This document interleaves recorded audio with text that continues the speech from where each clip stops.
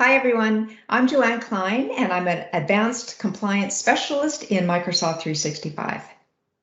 Hey, I'm Erica Tully, product marketing manager at Microsoft and the compliance org, and also author of the Microsoft 365 compliance book. We want to tell you about a half-day workshop we're doing at 365 EduCon that's all about data governance. Erica? Yeah, so when we say data governance, we're talking about all the best compliance solutions: information protection, information governance, data loss prevention, records management, and eDiscovery.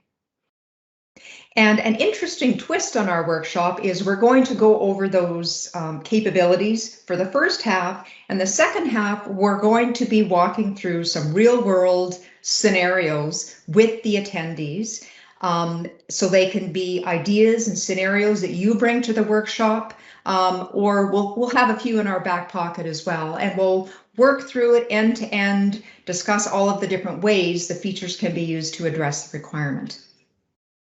Yeah, this hackathon format is something Joanne and I have done internally at Microsoft several times, and people love it because not only do you get to learn about the solutions, but you get to learn how to actually apply them in a real life situation right away, which helps you remember the information better anyway.